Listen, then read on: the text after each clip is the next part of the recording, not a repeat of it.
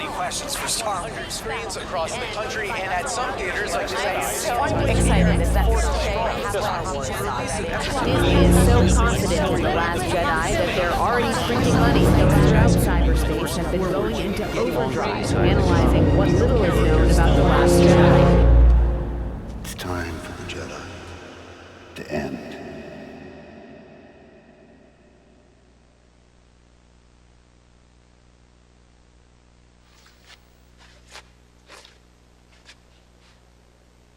Hey kids, where do you want to go? That's right, to Fraud Media. And boy oh boy, are we gonna have big fun today. We're gonna have so much fun. We'll forget about how miserable we are and how much life sucks. And how we're all gonna grow old and die someday. I want to go home. Shut up, you little weasel. Okay. Right now I'd like to show you one of my favorite cartoons. It's a sad, depressing story about a pathetic coyote who spends every waking moment of his life in the futile pursuit of a sadistic roadrunner who mocks him and laughs at him as he's repeatedly crushed and maimed. Hope you enjoy it!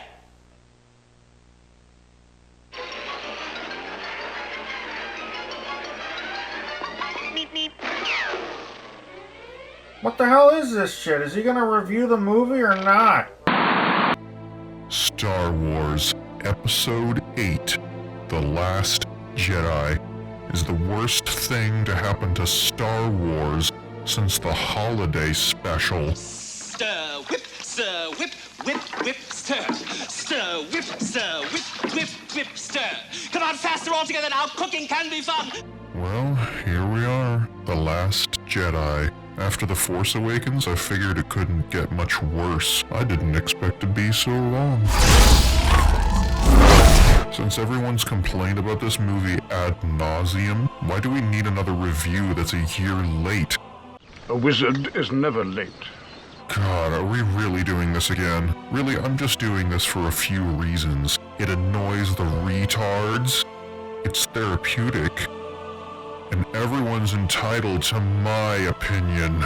And since the real Plinkett has had his say, don't worry, grandfather, I'll make you proud. Now it's my turn to beat this dead horse. This movie was worse than disappointing. It was insulting. Sycophants and regressive ideologues in the media have hailed this movie as the most feminist Star Wars ever. And they are so right. Which is partly why this movie is a dumpster fire. The movie goes out of its way to insult fans at every turn. Oh, and don't forget about animal rights, because everyone who eats meat is a Nazi. Wait, don't! The Last Jedi is a slap in the face. It pisses on The Force Awakens, shits on the original trilogy, and gives the fans the middle finger. It regularly speaks to the audience directly through character dialogue shoehorned awkwardly into conversations. The movie is unapologetically full of plot holes and heavy-handed political messages. It ruins old characters while introducing terrible new ones. It takes everything set up in The Force Awakens and throws it out the window. It renders everything accomplished in the original trilogy completely meaningless. This is the most nihilistic Star Wars movie ever made. And it doesn't give a shit. Oh, and if you were wondering about the voice, the fake Plinkett is dead. Let the past die. Kill it if you have to. It's the only way to become what you were meant to be. Isn't that right, Ryan? Screw the fans. Destroy the legacy. It was created by corrupt and immoral institutions anyway. Burn it all to the ground, and from its ashes will arise a new and glorious, more diverse future. How do you like the voice? Is it a bit much? I thought it was pretty neat, but Grandpa said that... Take that ridiculous thing off. But I...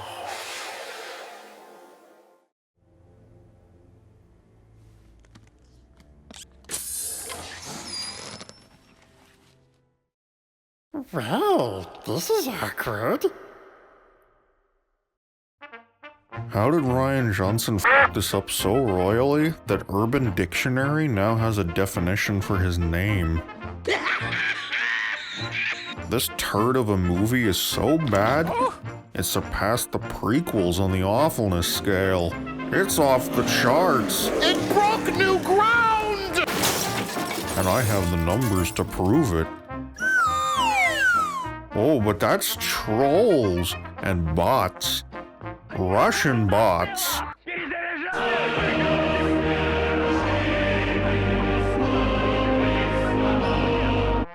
Oh my god, millions of people whose opinions you don't like. Must be bots. The basket of deplorables. They're a small vocal minority anyway. Just ignore them. Oh.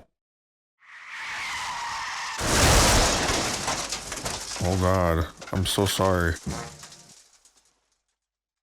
Yep, just keep drinking that Kool-Aid. So basically everything in this goddamn movie is wrong. As a change of pace, I'm gonna go through this movie with a fine-tooth comb to see if I can find anything good. Found anything yet?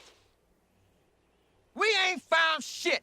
Nah, I'm just kidding. There are some good things, like the special effects, the lighting, the sets, the music, and sound design. God, I'm getting sick and tired of saying that. Yeah, that's all fine, but that's all production value stuff. Disney has money, so of course it'll look good, and I'm no genius for pointing that out, but everything else, the story, the characters, you know, the main thing we go to the movies for, is a fucking train wreck. No, that visual metaphor. This was a deliberate, calculated postmodernist deconstruction and mockery of the original trilogy and all that it stands for. This is cinematic vandalism. No, that visual metaphor too. That's more like the special edition. This is more like if they took the cast of Star Trek out of retirement after 40 years and made a movie that's a flashy copy with a flaccid plot, replacing the original characters with inferior duplicates and ripping out the heart and soul of the original franchise. Oh wait, they did that. How does it feel to have lived long enough to see all of your favorite franchises go down in flames? Feels great. Remember how The Force Awakens was mostly unoriginal and thematically empty? We have to face one hard reality as a country. The new Star Wars was not as good as everyone thought it was. It may seem fun to go back and recycle the past we loved, but we end up with no sustenance. It could be worse. Oh, it's worse. Far worse. I thought we would just get an empty remake of Empire. In retrospect, I wish that's all it had been, but we got a terrible copy of Empire. And so much more! Nothing in this movie makes any goddamn sense. The writer-director did so many retarded things that normal human beings with more than a spinal cord for a brain would question their own sanity while watching this movie. But don't worry, I'm here to bring us all a bit of catharsis. Some sense of closure. So we can all get back to our depressing lives. Waiting tables. And cleaning up after the elderly. Alright, it's time to put you in the home, Mike. My diaper's full. Then we can all forget about Star Wars and... Oh no! Number 1. Check your expectations. You know what I was thinking after The Force Awakens ended? Congratulations, Disney. You managed to make a better film than the prequels. What a fucking achievement. So after realizing how bad it really was, everyone was going into this one kinda worried. Yeah, there was a new director. The trailers looked pretty cool. Except for how they looked like a blatant rip-off of Empire. Are we really doing this shit again? We were fooled once before, but some of us, I think, were still hanging on to a thread of hope. Happy beats here, buddy. Come on. Maybe this could be good. This is the time to branch out and do something original. Oh no, stop doing things that are new. Stop doing things that are original. Stop it! Maybe this new movie could fix a lot of the stupid plot holes from The Force Awakens. Retroactively make us care about the characters and answer all those hanging unanswered questions. Mystery box. Unanswered questions like, what happened over the last 40 years? How did the First Order form? What is it? Where did it come from? How are they funded? How do they get those weapons? Who is Snoke and why is he important? How Rey good at everything? How is Rey a Jedi Master with no training? How does Rey know Wookiee and droid? Who are Rey's parents and how are they important? How did Luke's old lightsaber end up with Orange Yoda? How does a lightsaber call to someone and why? Why did Finn defect from the First Order? Why was he unable to shoot those aliens? How does Finn know how to use a lightsaber? What was the political status quo? What was the New Republic? What kind of army did the New Republic have? What kind of training did Kylo Ren need when that Snoke talks about at the end of the movie? Why did Kylo Ren kill Han? How and why did Kylo get the Vader mask? Who was telling Kylo about the dark side? Was it Snoke? Vader's ghost? What turned Ben to the dark side? What is the Resistance? Why do they even exist? Is the Resistance part of the New Republic? Why did Luke go looking for that island? Why did Luke stay there for so long? Who was that guy who had the map? Is he important? How did he get that map? Was the map left behind by Luke? For what reason? What happened to Luke and the Jedi he was training? Were they all murdered? Who are the Knights of Ren? Why did R2-D2 suddenly wake up at the end? Was that Luke's plan? Is that why the map R2-D2 had was a perfect fit? Why did Han and Leia break up? Was it because of Ben? How did Kylo get his name? Snoke give it to him? What's wrong with your face? So yeah, that's a lot to make up for. But it could be done. These guys are masters at the craft of filmmaking, right? It's not too much to ask for. Is it? But wait, there's more! I guess we hoped The Last Jedi would give Princess Leia a good send-off, since Carrie Fisher's untimely death happened right after principal photography. She seemed prominently featured in the movie, so hey, it could happen. I'm sure we all hoped that Luke would get some kind of send-off too, if the story needed it. The whole point of these movies was to pass the torch on to a new generation. Having Luke ride off into the sunset after completing his final heroic tasks would be satisfying. But in the end, all we really hoped for was a good, fun story to get lost in. A unique and original story, a continuation of the saga without repeating or stealing ideas from the originals. But that's wishful thinking. What did we expect to see?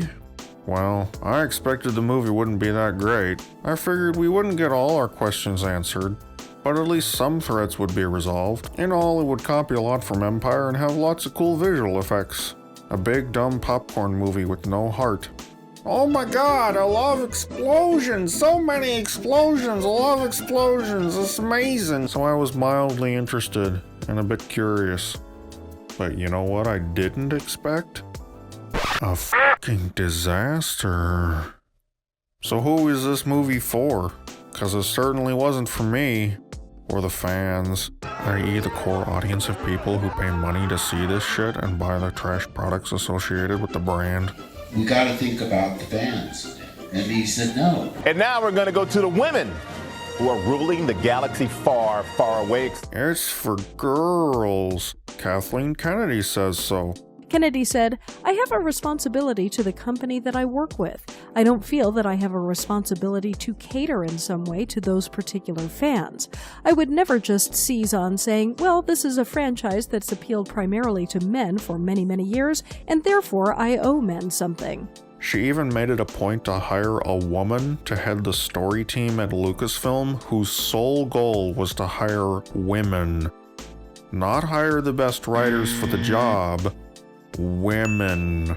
I have a huge number of men who call me constantly how much they want to get involved in anything to do with Star Wars. I don't have a lot of women.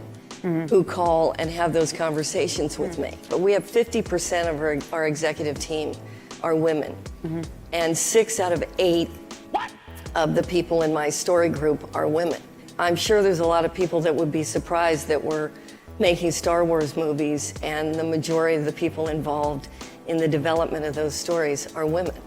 And I think that it's making a huge difference in the stories that we're trying to tell. Now, why would she suddenly want to prioritize women in a franchise that has largely been popular with men and boys? I think there was an assumption being made for quite a while that girls didn't care about Star Wars, or that girls weren't identifying with characters like Luke Skywalker or Han Solo. They were only identifying with Princess Leia. There were a lot of companies that were in place who, frankly, didn't initially feel that Star Wars was for girls. Between Lucasfilm and Disney, we were all looking at this situation and saying, no, with Star Wars, we have to change this. Oh. I can sit in a meeting and say, I think the protagonist should be a woman. I think that those are the kind of changes that are really, really important in our business. Oh. You know, it's not just Star Wars that's making this change. I think culturally, and I want to believe that there is real movement and momentum beginning to happen where those kind of lines are being blurred, and people are recognizing in the creative community that little girls and little boys, for that matter, are crossing over into identifying with lots of different characters and lots of different stories. And we, as filmmakers, should not be the ones providing those boundaries. Wait just a minute. Let me get this straight. You're challenging the assumption that boys and girls don't generally identify with the opposite gender by creating female protagonists that you assume boys will identify with in order to attract more females to the fan base? But I thought females can identify with male characters too. Doesn't that sound a little contradictory? So which is it? Is the assumption you're challenging true or not? Because you're saying it's not true, but at the same time still assuming it is. Are you saying that men and women are identical? Oh, no, of course not. Women are unique in every way. Now he's saying women and men aren't equal. No. It's the differences, of which there are none, that make the sameness exceptional. Just tell me what to say. I think you're just coming up with excuses to pander to progressive politics. Pander make politics happy. Why else would you feel the need to flaunt the gender of the characters in the first place? He writes amazingly fierce and independent women. Oh. Captain Phasma is the first female Star Wars villain. It makes it a progressive character. It makes it a modern character. A new relationship with a female character, which isn't about her being sexualized.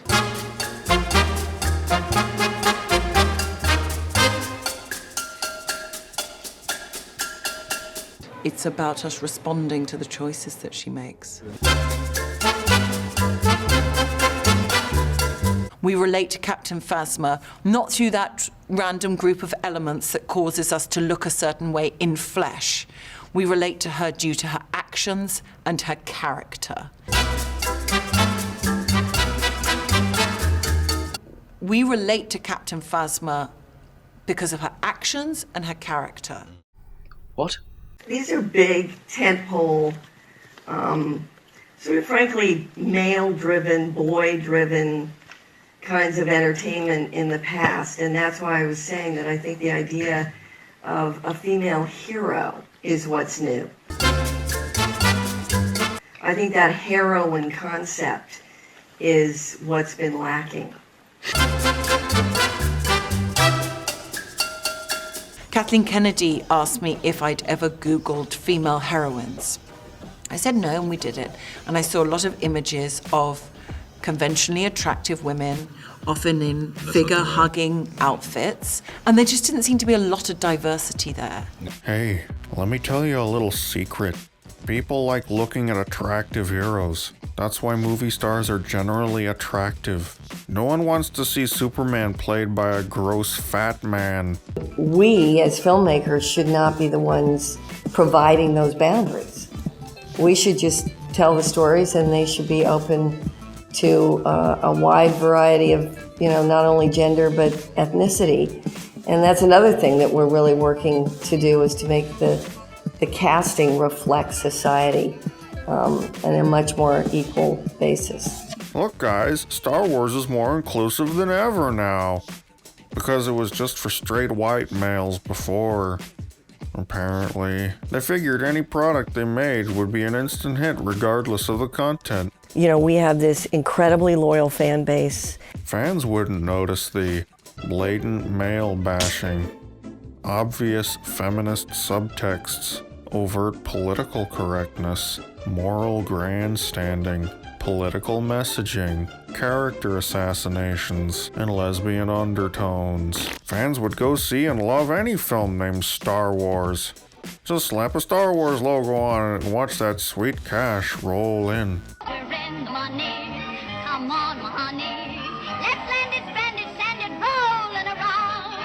However, while a few girls might have liked it, the only other people who seem to like this trash are the sycophants in the progressive media, pretentious hipsters like this prick, and idiotic film critics who have no taste.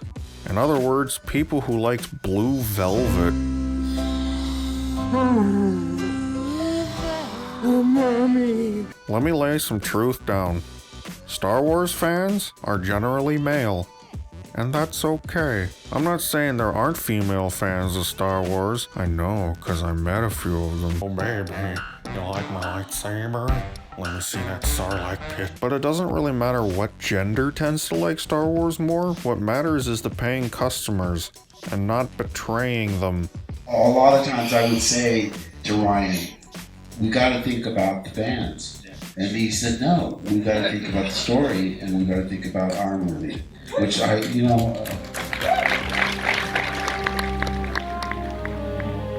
this is how Star Wars dies, with thunderous applause.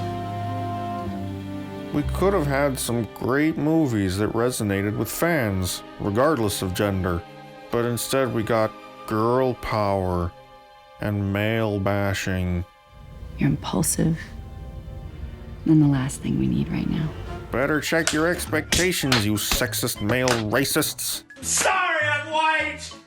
Sorry, I'm male! It's about the whammons now. That's the wonderful thing about Star Wars. It's for everybody. Looks like the women have finally ruined Star Wars.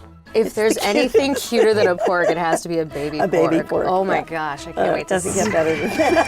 Baby pork. You can take your cute cuddly animals and go f*** yourself. Number 2. The plot is so utterly contrived I can't bring myself to call this dumpster fire a movie. I had one reaction after the credits rolled. Give me money! Another title for this movie could have been Star Wars, No Payoffs, or The Red Herring, or Plot Holes. Rian Johnson completely fails at writing a logical story. It's like he wrote out a list of situations he wanted to happen, and then contrived illogical excuses to force them to happen, even if they contradicted the universe, the characters, or basic common sense. If the conflict in your story relies on the ineptitude of your characters, that's called shitty writing, or as Grandpa called it, comedy. If we can't take the characters seriously, we can't take the story seriously. If we can't suspend our disbelief, where's the drama? Where's the excitement? This is why the Olympics are more engaging than the Special Olympics. Interesting conflict in a story comes from believably competent characters overcoming obstacles, often in the form of other competent characters. The original trilogy pulled this off really well. Easy, you call that easy? The prequels did not. Yeah, Jedi cut them down like they're butter, and they really are pretty useless. Yeah, pretty useless. This The new trilogy is failing hard. On the surface, everything looks like a Star Wars movie, but it's rotten to the core and crumbles under its own weight. There are so many examples of this. Let's look at one. Grandpa already pointed this out, but f***ing, I'm gonna do it anyway, because it bears repeating. Imagine you're in command. You just dropped out of hyperspace and caught the enemy with their pants down. They're transporting people and equipment from the base to this big ship. You have one big f***ing gun that takes a significant amount of time to aim. What do you do? Oh, logic. Why don't they teach logic at these schools? There are only 3 possibilities. Do you A. Shoot the base on the planet, B. Shoot the orbiting cruiser, or C. Shoot empty space while shouting pew pew pew? Time's up. If you chose B, congratulations, you have a functioning brain. Shooting the already mostly empty planet can wait. It's not going anywhere. The ship, on the other hand, is capable of leaving at any moment. Pachoo! But it's gonna hold position as long as they're still taking on transports. It's the ripest target. Shoot them! Blow them up! Fire on the base! Wait! Oh. But I guess if we blew up the ship, the movie would be over. Right, Ryan? So we gotta drag this thing out. Write it in your script, Ryan. Make them do something dumb tactically to remove any kind of tension. Do it. Write it in your script. Write it down. Want another example? Poe's just sitting there. He's an easy shot. But Poe needs to distract the enemy while he charges up his booster thingy. So he calls Hux to prank him. But Hux has a brain aneurysm and forgets that he's not listening to cries of surrender. There will be no terms. There will be no surrender. And decides to listen to this urgent communication instead of simply telling Poe to f*** off with lasers. Open fire! He humors Poe to use the opportunity to trash talk. We will wipe your filth from the galaxy. Poe responds with humor. About his mother. Which conveniently gives Poe the time to attack the dreadnought. So if Hux had simply acted like a normal Star Warsian bad guy... I have an urgent communique for General Hux. You may fire when ready. Come on!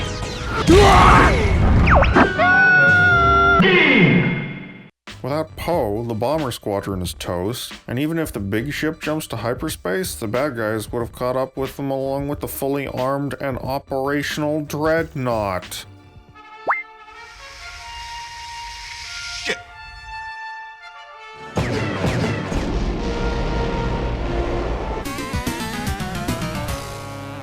We can't have Hux be competent, otherwise the movie would be over. I'm moving to attack position. Shields up. He's going for the dreadnought. Ha! He's insane.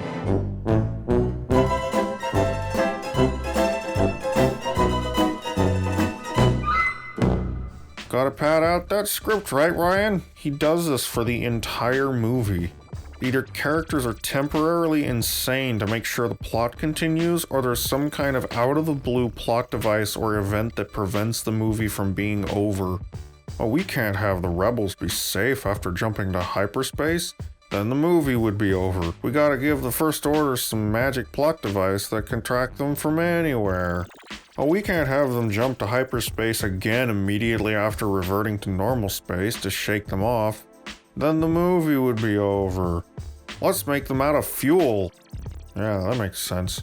Oh, we can't have them come up with some kind of plan or ideas to get out of their predicament. Otherwise, the movie would be over. Let's have the leaders just order everyone to drive in a straight line. Very slowly. Maintain our current course. Steady on. All this in order to create a 2-hour chase where nothing really happens. Thanks, Ryan. Let's examine the hyperspace tracker plot device for a moment. Now, there's nothing wrong with adding new tech. In fact, it isn't completely out of the blue. It was actually hinted at in The Force Awakens. We have their location. We tracked their reconnaissance ship to the Elenium system. Good. Wait a minute. Hux just told Snoke that they tracked a ship. Like everybody knows they can do that. So why does Snoke get mad like he doesn't know about the hyperspace tracking thingy? Anyway. Something this powerful fundamentally changes the rules of the story. If you can just scan a ship and magically know where they are even after they leave the area, hyperspace is no longer the safe exit it once was. It was already risky enough, like if someone put a beacon on your ship. You're sure the homing beacon is secure aboard their ship? Or you had a spy aboard broadcasting your position. How could they possibly have followed us through hyperspace? The Devastator had to track us by following a signal. Someone aboard the Tantive must have smuggled in a homing device. We can't trust anyone with it. I think Ryan just couldn't think of a better way of making sure the rebels didn't escape without copying from Empire. Again. It doesn't really work for Star Wars. But for the sake of instruction, let's say you keep this plot device. Once you've introduced it, you've got to establish its logical limitations. Oh, logic. Why don't they teach logic at these schools? You can't just be some magical thing that prevents your heroes from doing anything forever and ever, and that's the end of it. What is the range of this magical tracker? Can you track over light years or only a short distance? Can you track the destination as well as the trajectory? Is the only way to beat it to shut it down from the inside? So the First Order is only tracking us from one destroyer, the lead one. So we blow that one up. I like where your head's at, but no, they'd only start tracking us from another destroyer one. So we blow that one up. Hey, since you guys seem to know so much about this tracker thing, why don't you brainstorm some better ideas? Can it be jammed? Could you change course after the first jump to hyperspace to throw them off? There's gotta be an easier way to beat this other than some convoluted plan involving a hacker and sneaking aboard a Star Destroyer. But since its limits are never established, because if there were limits, it would be pretty obvious how to beat it, and then the movie would be over. They just can't go anywhere. Because. End of story. That's the way it is. Don't ask questions. If we don't understand what the rules are, we don't understand the stakes. So how are we supposed to be in suspense when the characters attempt to overcome the obstacle? I feel like I need to rewrite the opening sequence in terms of the big picture stuff of what's going on. If this doesn't track, you can't follow what's happening. You can't follow what the big stakes are. Don't pay attention to my plot contrivances. Don't pay attention to my stupid logic. Oh, logic. Don't ask questions. Just turn off your brain and look at the pretty lights. It's just a movie. Don't ask questions. Just consume product and then get excited for next products. Just give us your money while we inject our twisted ideology into your favorite franchise. You won't feel a thing. This is just the beginning of the plot contrivances. And it's completely distracting. It ruins the enjoyment of the movie because it shatters your suspension of disbelief every time it happens. And Ryan does it repeatedly throughout the movie. And probably his favorite way of contriving the plot is by making everyone stupid idiots. Which leads me to my next point. Number 3. Everyone is stupid idiots when it comes to military stuff. Everyone is militarily incompetent. For being a war movie, you know, because it's called Star Wars, everyone doesn't know beans about war. I'm certainly no military man. Gentlemen? Because I was kicked out of boot camp because I, quote, don't take orders well. I order you to attack!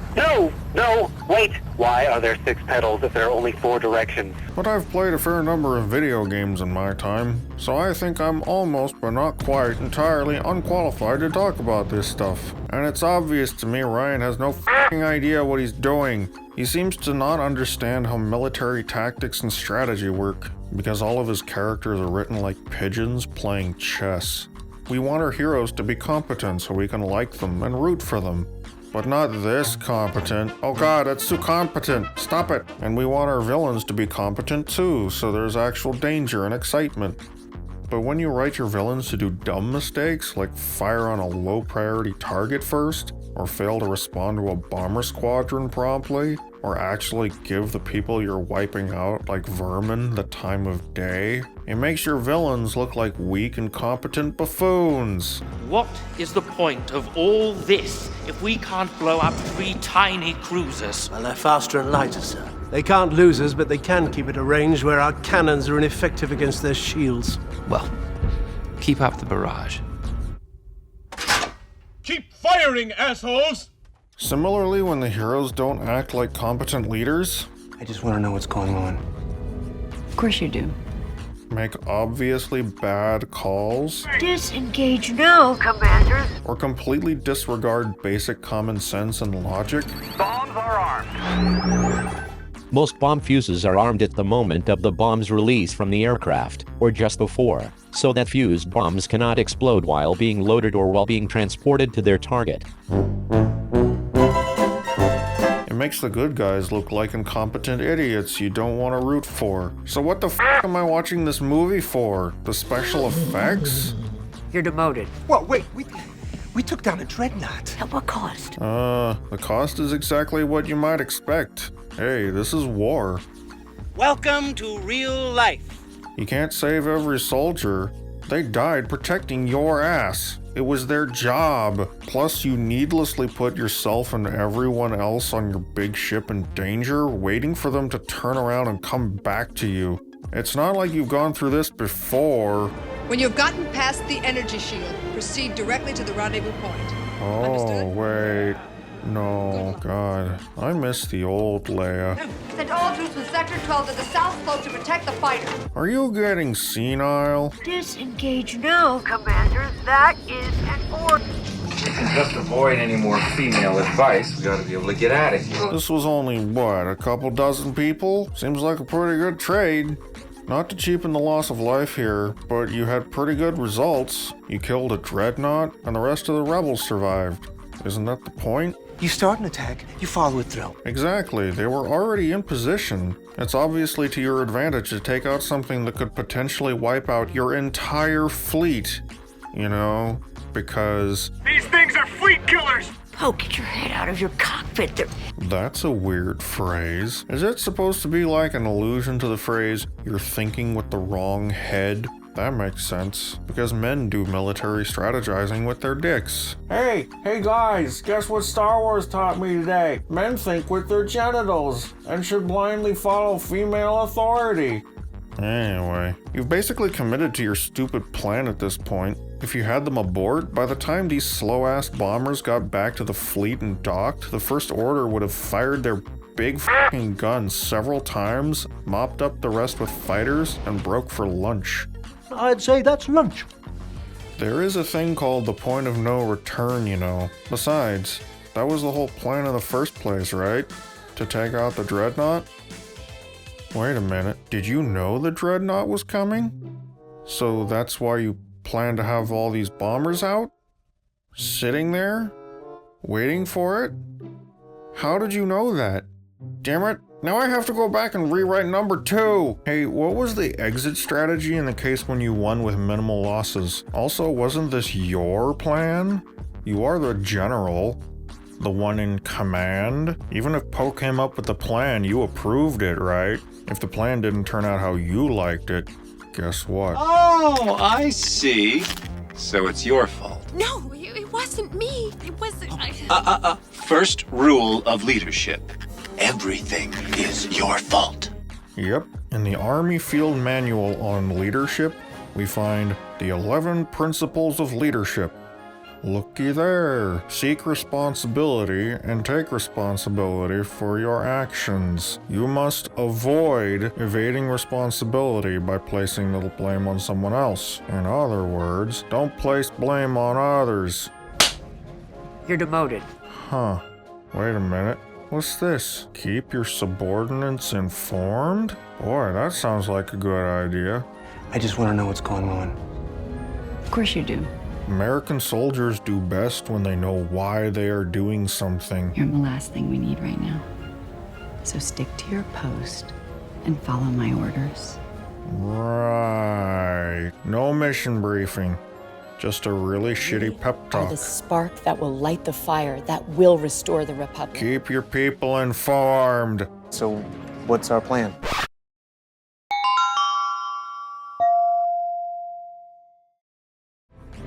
Get this man off my bridge. God, I really miss the old Leia. Any questions? I won't pretend that this retreat is a victory. Our mission today is not to defeat the Empire. What we must do is to keep the Rebel Alliance alive. Understood, everyone? Boy, am I glad you died. Oh, wait. If this was a viable thing you could do, why did you wait so long to do it? Incompetent idiots!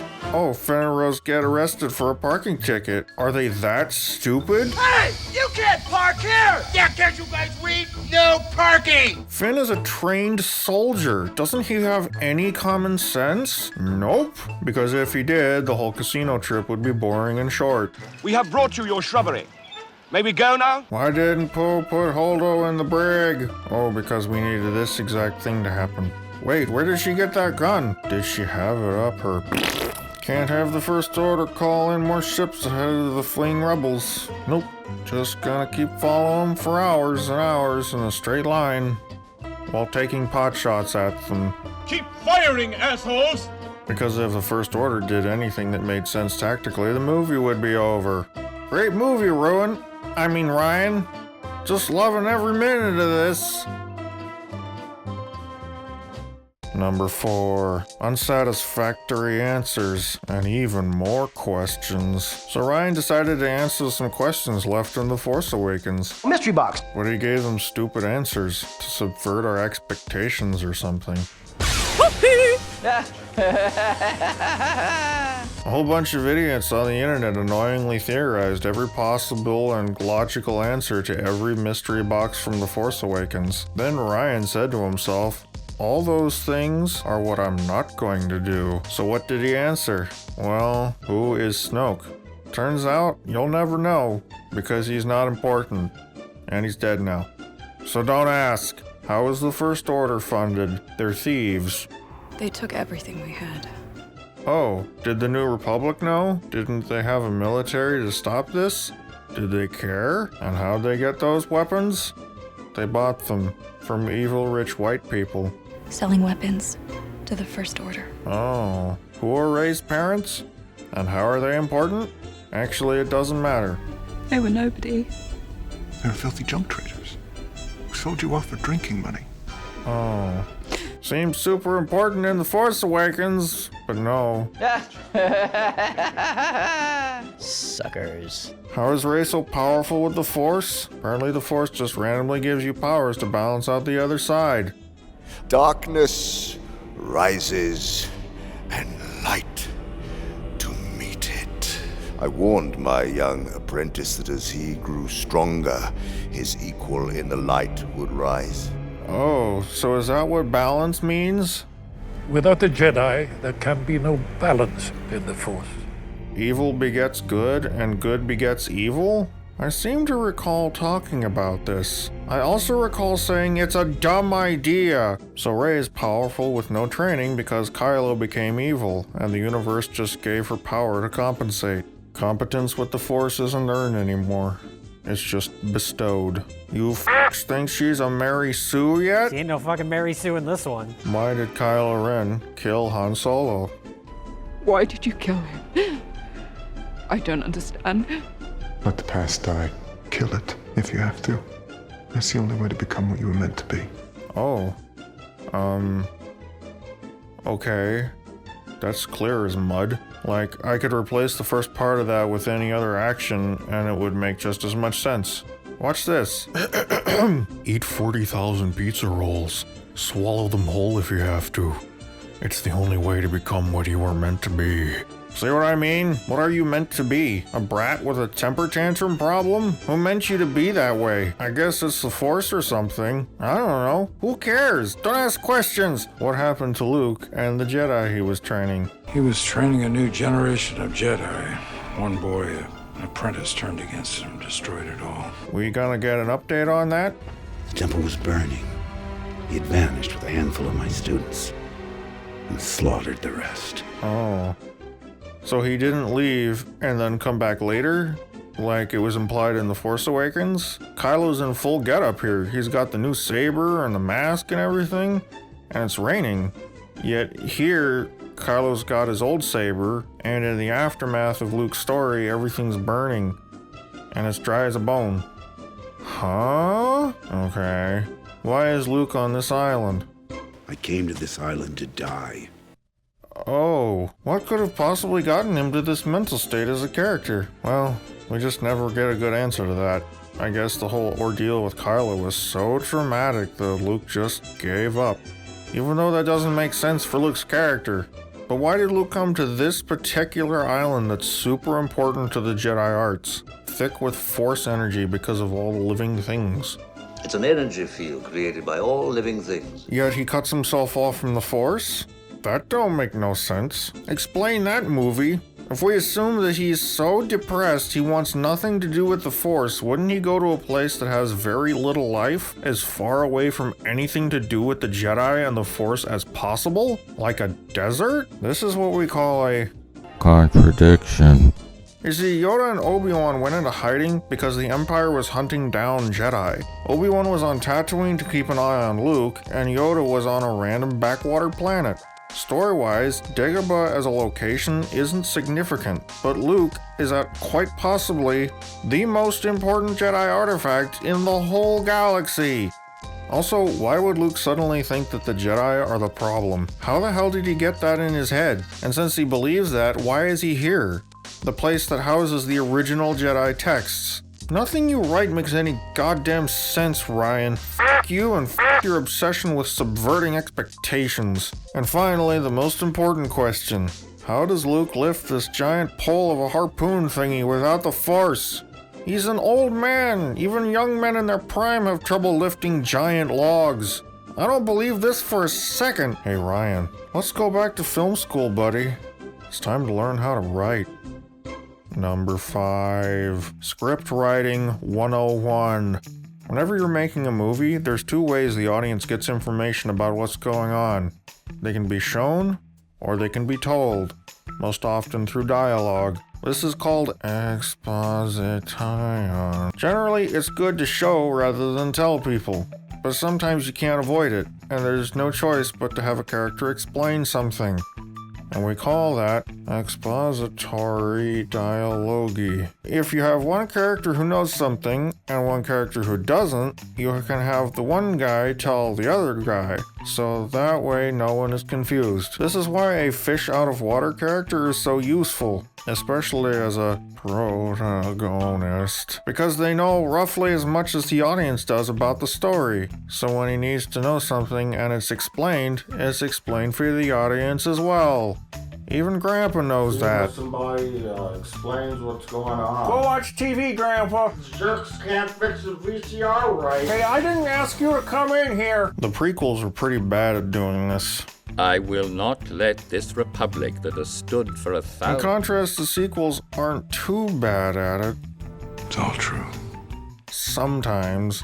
But other times we get exposition about things everybody already knows. Yeah, Mom, we know. You've told us the story a million times. We call this kind of expository dialogue, as you know, Bob, when the other characters already know or should already know what's being explained in the dialogue, but it's said anyway just to make sure everyone in the audience is caught Thereby up. destroying planet Druidia and saving planet Spaceball.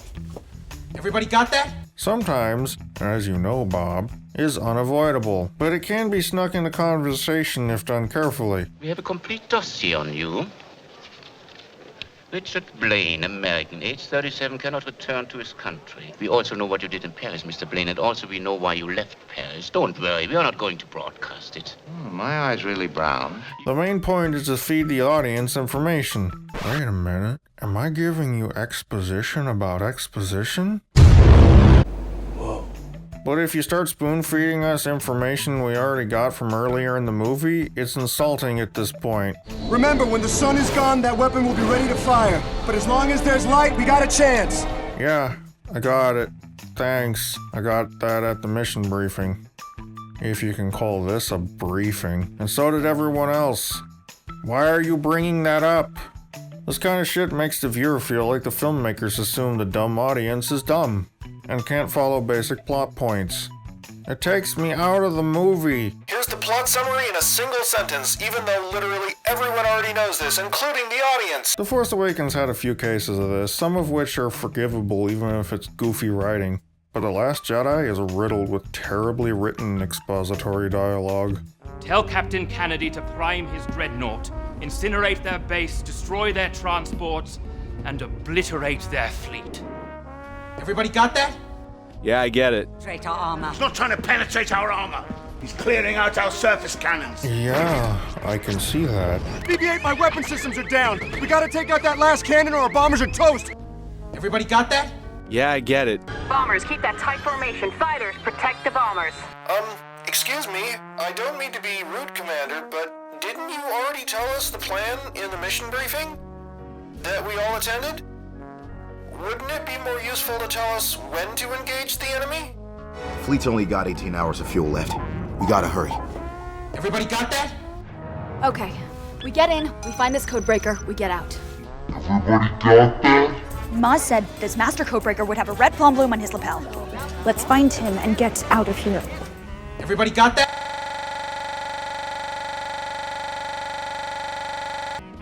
The dialogue all around is just terribly written. We even get characters repeating something, but in a different way, just to make sure the retards in the back got it. Our distress signal's been received at multiple points, but no response. They've heard us. I already know this! But no one's coming. Shut your mouth! But on top of this insulting practice, they have characters tell someone else what they've seen or how they feel, even though we have never seen the character show or say anything that would indicate it. And Han Solo, you feel like he's the father you never had. Oh, I guess that's a thing now. Would have been nice to show that through character interaction. The belonging you seek is not behind you. It is ahead. Oh, I didn't know that's what she was seeking. I thought she just wanted to see her parents. Glad you told me, otherwise I wouldn't know that. I know this place. Oh, you do? You've seen this place. You've seen this island. Wait a minute, how do you know that? Was it the Force? But you're cut off from the Force. So how? Wait, are you saying she's seen it over the past couple hours? Why would you bring that up? Is it a setup so Rey can say this? Only in dreams. What the f is this shit? Your parents threw you away like garbage, but you can't stop needing them.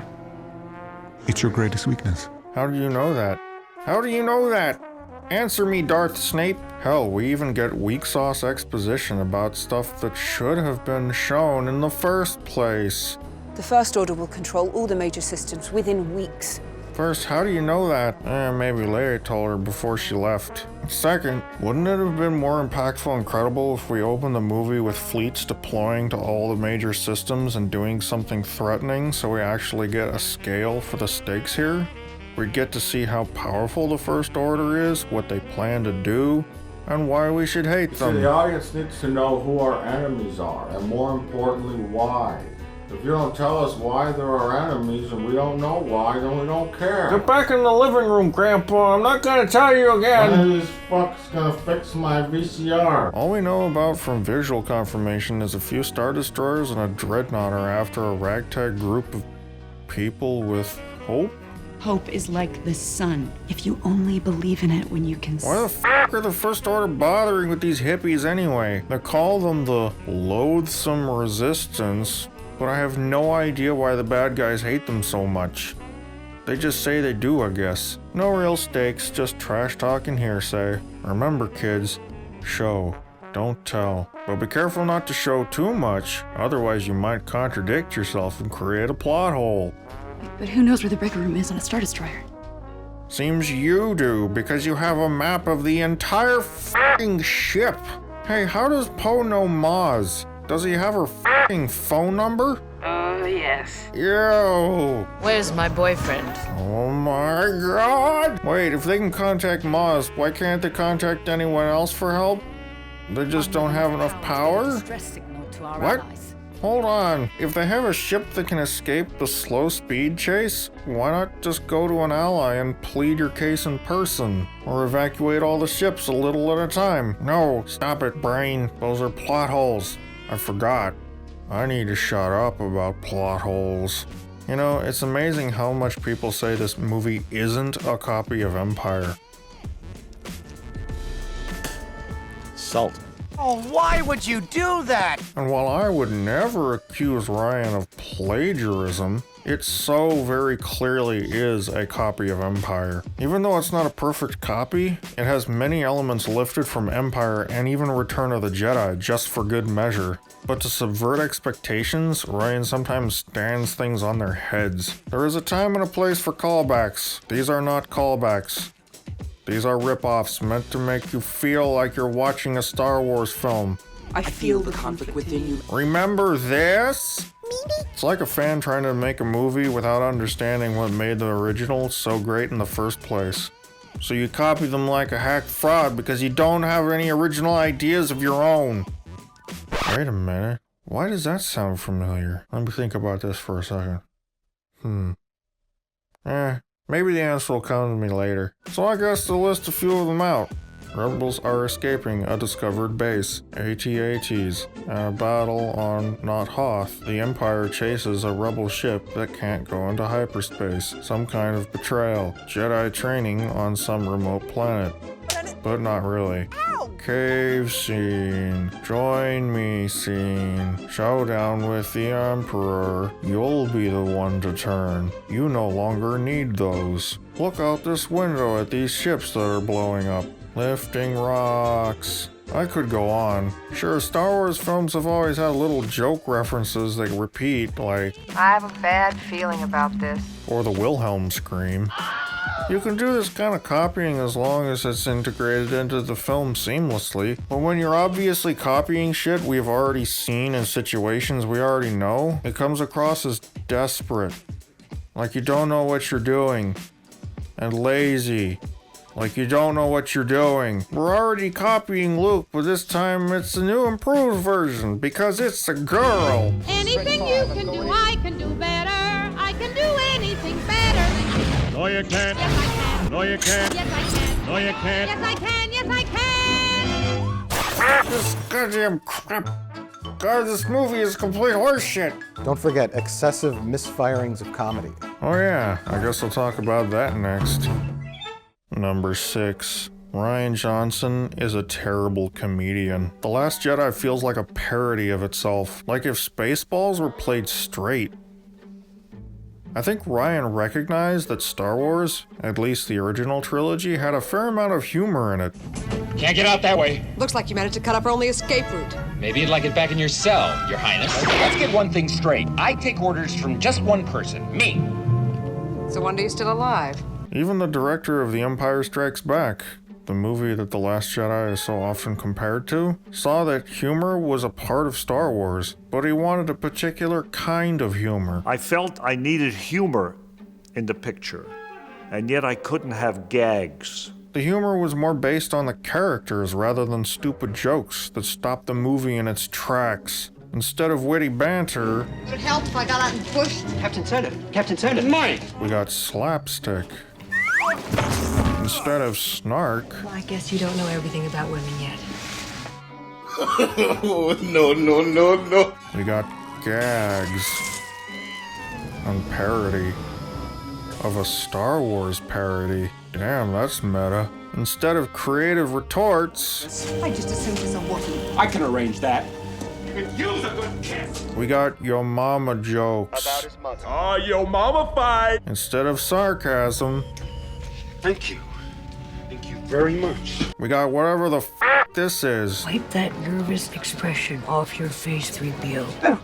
I don't know what this is. Is that supposed to be funny? Is it because his face is frozen? I don't get it.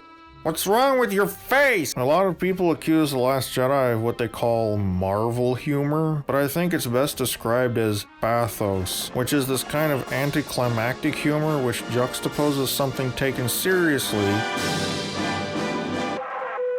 with something incredibly mundane or vulgar. Best example is from Guardians of the Galaxy. Does anybody have any tape out there? I want to put some tape over the death button. Nobody has any tape. Not a single person has tape. You have an atomic bomb in your bag. If anybody's gonna have tape, it's you. I have to do everything. You are wasting a lot of time. And yes, The Last Jedi is riddled with this kind of humor.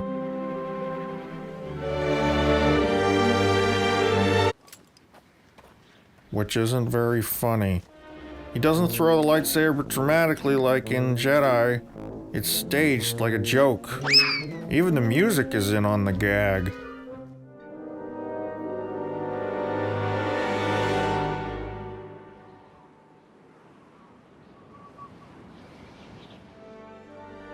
This is the lightsaber from his youth, his father's lightsaber, a gift from his mentor, Ben Kenobi. A symbolic representation of the torch, ready to be reignited and passed on to a new generation, and...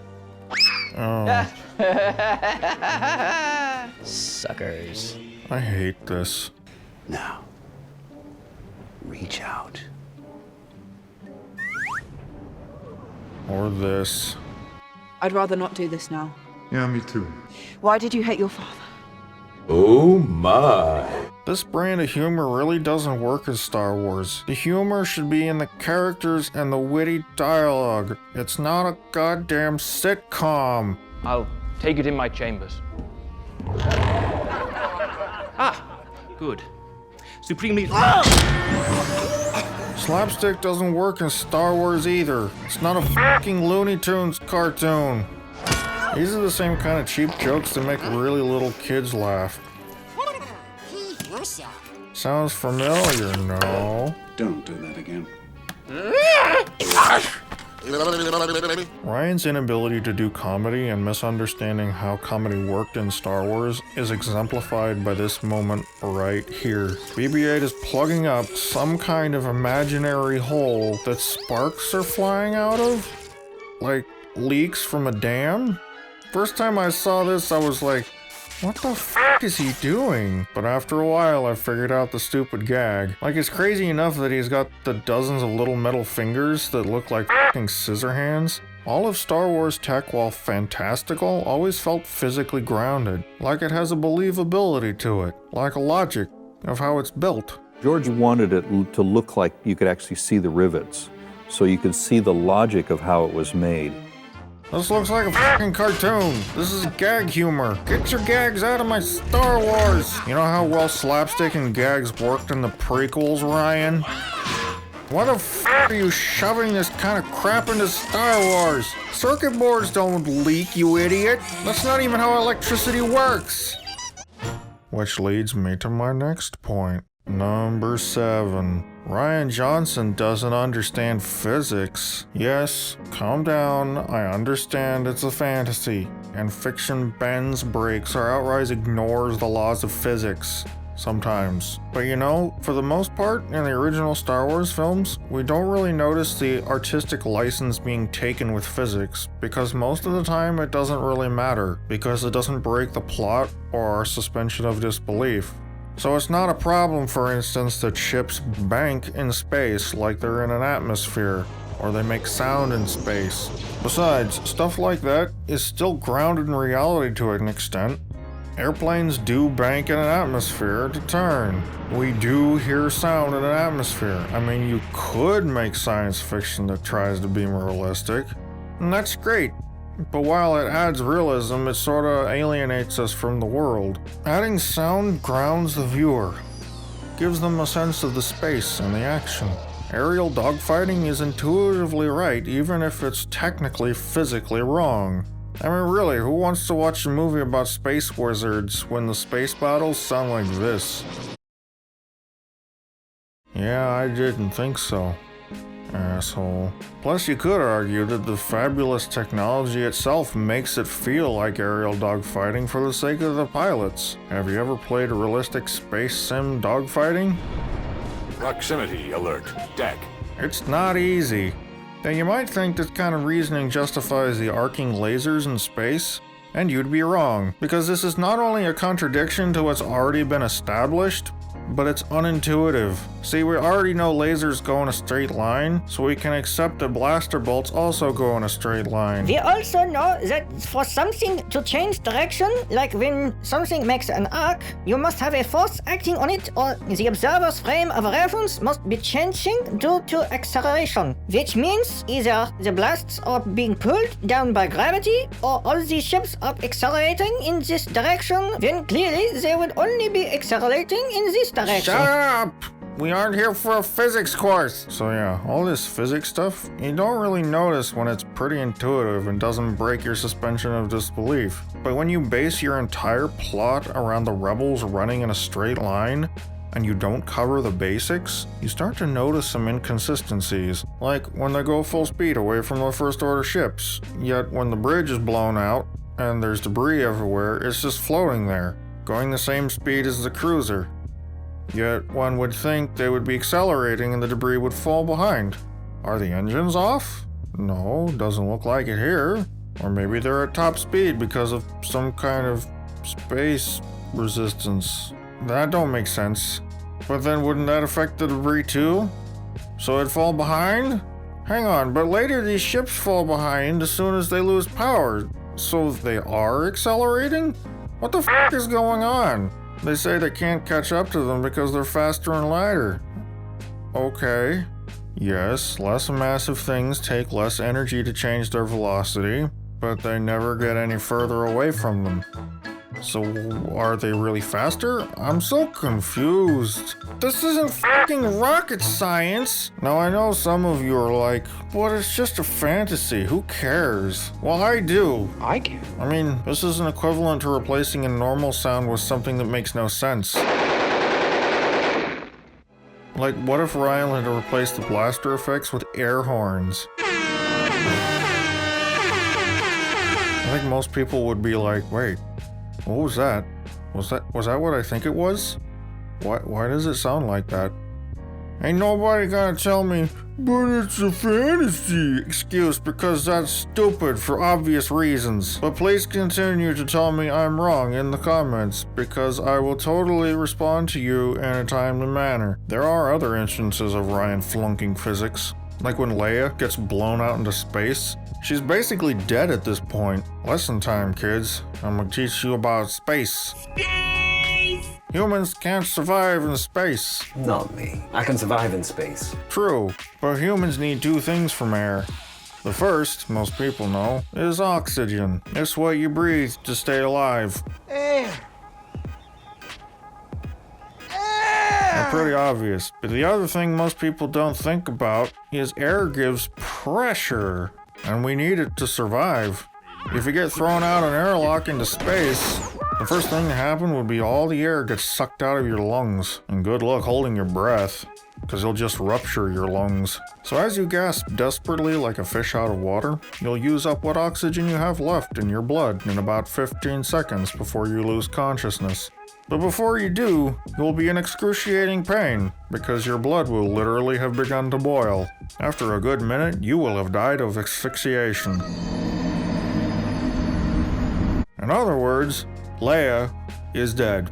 She's been in space for over a minute movie time, perhaps even longer. She dead.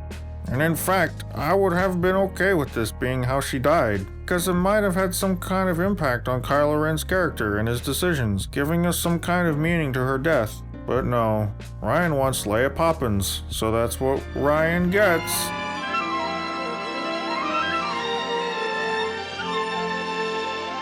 Wait, I got another one. I believe I can fly. I believe I can touch the sky.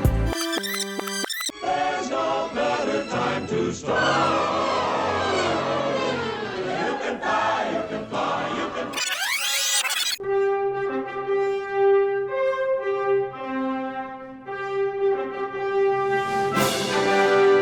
Leia's got the Force too, yeah, I know. But she never did any training that we know of. Besides, it takes fucking concentration to do that shit. You're gonna tell me that the Force did this on its own? Fuck that. I want my characters to have agency, you twat. Not some goddamn Deus Ex Machina shit. And if the Force really did do that, it's a perfect example of Deus Ex Machina. You know? Because the writers think the Force is a god, and it's literally solving their problem.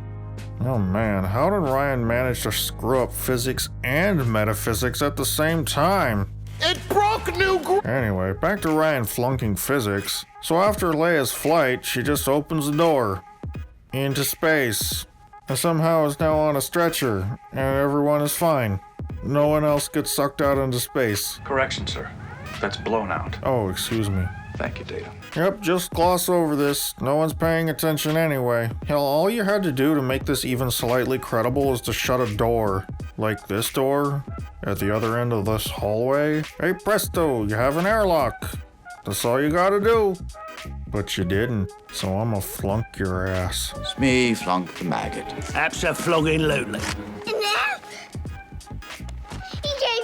Forget going back to film school. Go back to high school, idiot.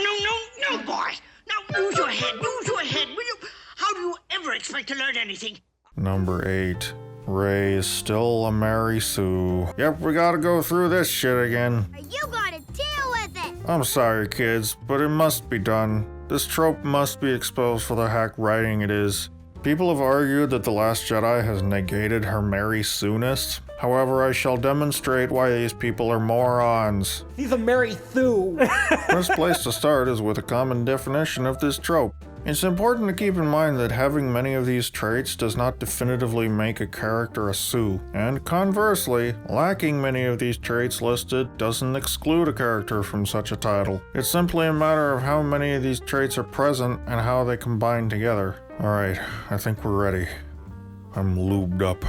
Time to go for a deep dive into the Mary Sue. So let's begin. Personality. The typical Mary Sue doesn't have one, because she isn't meant to be a character. Rather, she's an entity by which the author makes cool stuff happen. She's thus not defined by her personality, but rather by her special powers, fantastic romances, and random acts of heroism. Other characters will be inexplicably drawn to her. People will trust her implicitly, even more than their families, significant others, or closest friends. Anyone who doesn't react to her this way is usually portrayed as evil and/or stupid. She doesn't have to do anything to deserve this treatment. She's an impossibly good person because the author says she is. This droid has to get to the resistance base as soon as possible. Although the other characters are nowhere near as awesome as she is, she will forgive them for all their imperfections, and she's willing to risk her own safety to save another person, even people she just met. You're gonna pay for what you did. Murder a snake. You are a monster. If I go to him, Ben Solo will turn. She's incorruptible, so much so that she may be unaware of the concept of temptation. We can rule together and bring a new order to the galaxy. Don't do this, Ben. She may be flawed, but we never see any of the drawbacks of it, and sometimes she will even complain about her awesome power or stunning beauty or special place in the world, for no reason other than the author realizing that the character can't look too perfect. Something inside me has always been there, and I'm afraid. I don't know what it is, or what to do with it. I need someone to show me my place in all this. Skills. Her skills will generally be inexplicable and poorly defined. I've seen this raw strength only once before. It didn't scare me enough then. It does now. She will always be better than the canon characters, regardless of what canon has established they can do, or whether it makes any sense. Her powers will often be similar to those of the existing characters, only with all the downsides and limitations removed. There's no effort to her skills. She never actually trains or learns anything to become more powerful. She just wins the superpower lottery, or is a freakish natural learner, or just inexplicably awesome. Authors rarely find it necessary to explain why Mary Sue is as powerful as she is, and they're certainly not going to stop the action to show her training. She speaks several languages fluently. Yeah, perfect. Tell him that. Her skills will often be unrealistic within the story setting. Physical appearance. She's so beautiful, it's a curse. Got a boyfriend? Cute boyfriend? None of your business. She will have unusual hair, especially relative to canon characters' hair. This usually means a unique hair color or a funky hairstyle. Wait a minute, what's this? Not coincidentally, the color purple is also popular, partly because it helps her stand out and partly because it stands for particularly exotic traits. Huh. Anyway. She will never look ugly, no matter what she's been through. The worst she'll ever be reduced to is unkempt beauty. If she is ever somehow injured or scarred, the scar will always look cool and serve more as a decoration than anything else. Accessories. She has exotic weaponry in a setting where she shouldn't have access to it. Usually, no one questions why she's allowed to carry it. It calls to you.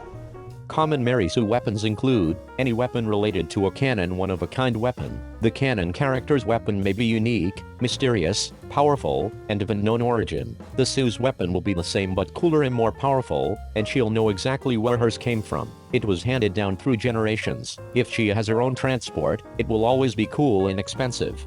Canon character relationships. She will be related to a canon character in some way. This, marginally, helps explain such phenomena as her being a copycat Sue, and other characters accepting her so easily.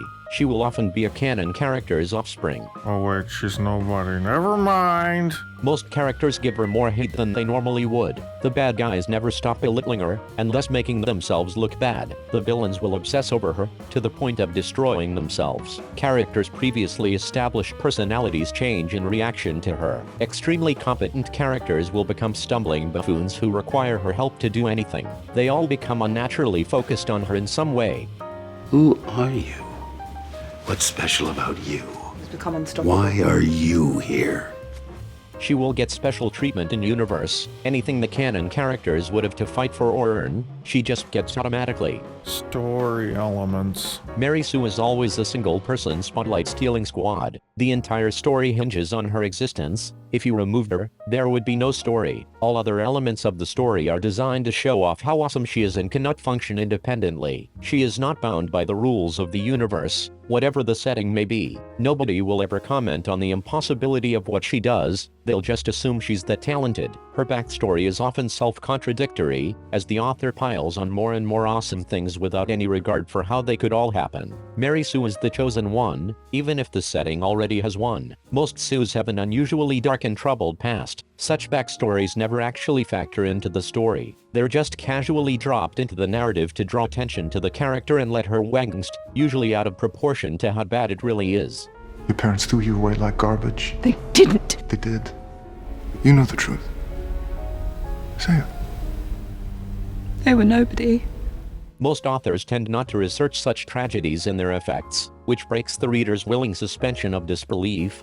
You have to lay down all your chips on it in front of a lot of really good poker players and say this is the right decision based on nothing but this little tingle you get in your stomach, and you know, that's scary. That's really terrifying. Relatedly, she will often have a tragic family life. This could involve parental abandonment or orphanhood. Regardless, this backstory will never actually hold Mary Sue back from anything she wants to accomplish.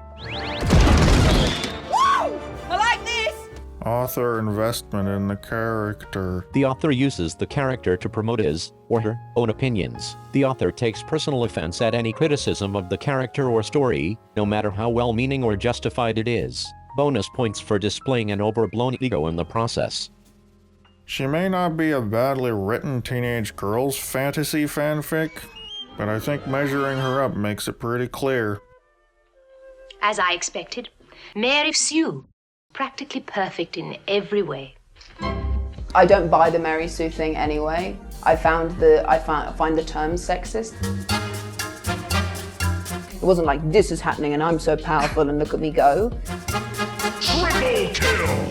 The Mary Sue thing in itself is sexist. Yeah. Now I'm sure Rian Johnson or J.J. Abrams or Kathleen Kennedy or Daisy Ridley think I'm a sexist pig for pointing out a badly written character who is also female. Their problem isn't Star Wars. Their problem is being threatened. If you are someone who feels threatened by women and needs to lash out against them, you can probably find an enemy in Star Wars. The author takes personal offense. Oh wait, we already did that. I'm not threatened by women or female characters. I'm threatened by physically strong females.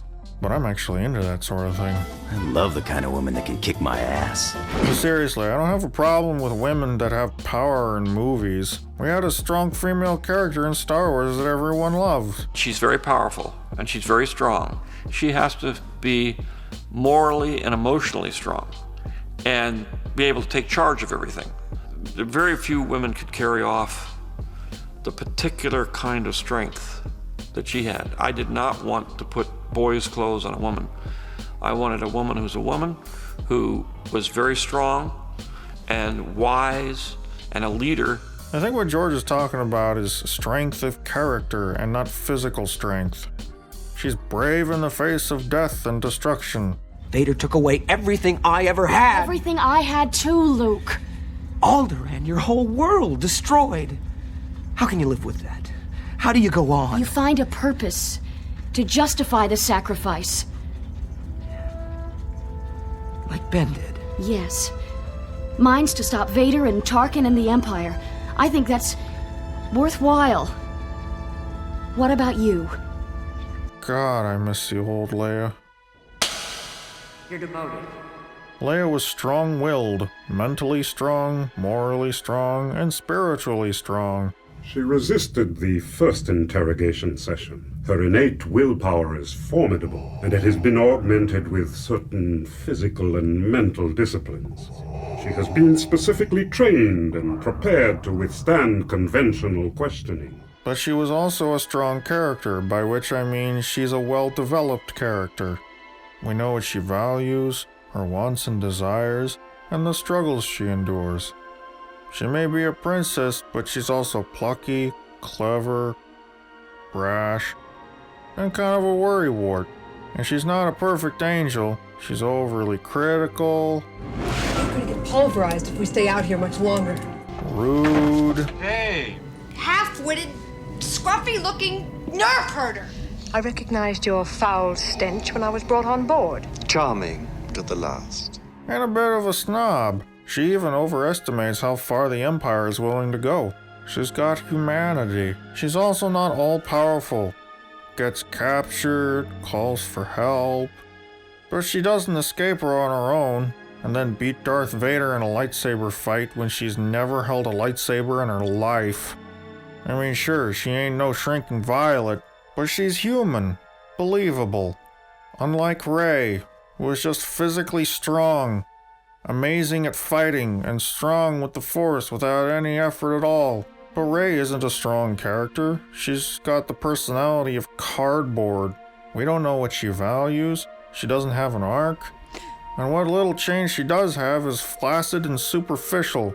Oh look, a new costume and hairstyle. We still don't have a clear idea of what she wants. Hell, even she doesn't know. I need someone to show me my place in all this. Oh, you don't know your place? I'll show you.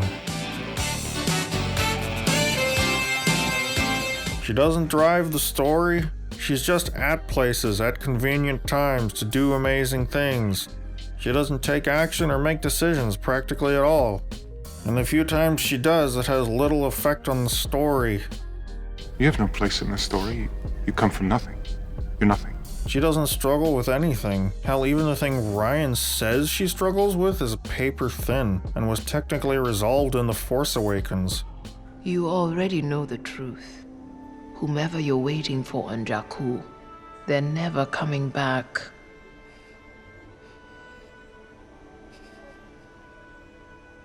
And we're doing this again? I saw who your parents are.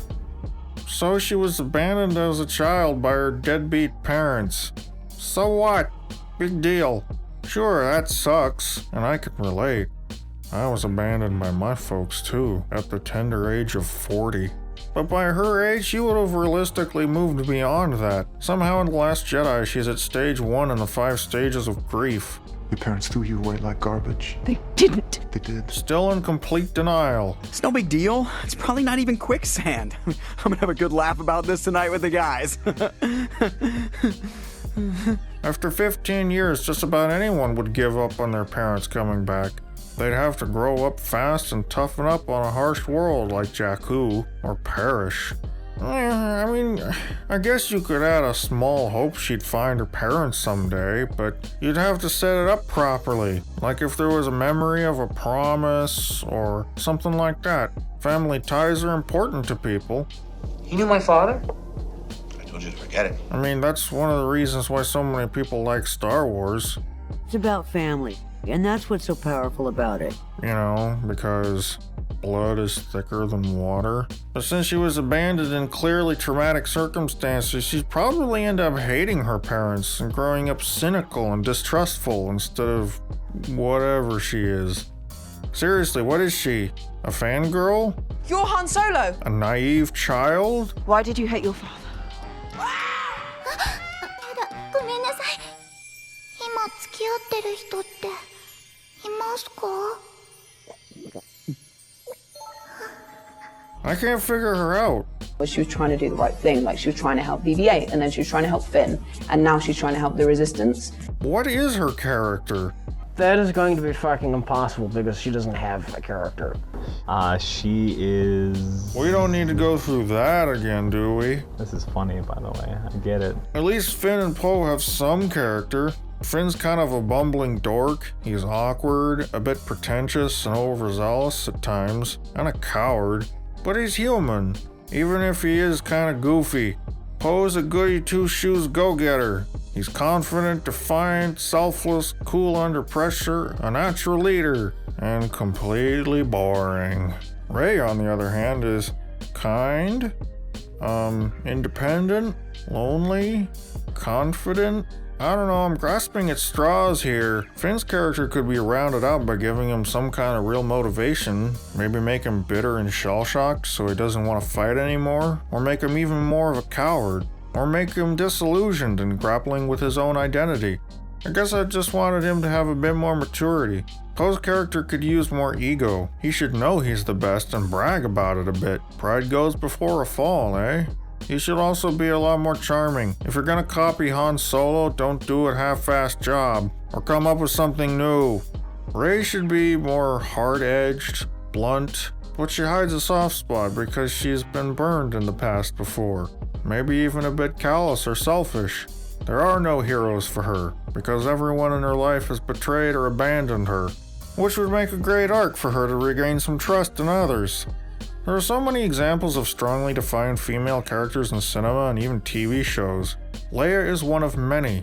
You've got ones that are physically strong and weak, kind and generous, hateful and deceitful. And I love all these well-defined characters, especially in bikinis. So no, you Hollywood twats, we don't hate women. We don't hate women characters. We hate you and your goddamn pretentious shit.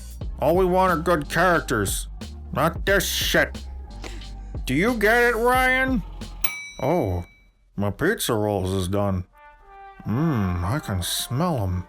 Boy, reviewing these movies sure gives me an appetite. Wait a minute. Where's my pizza rolls? Where's my pizza rolls? Oh God, no. Where are they? Where are they? Wait a minute. What's this?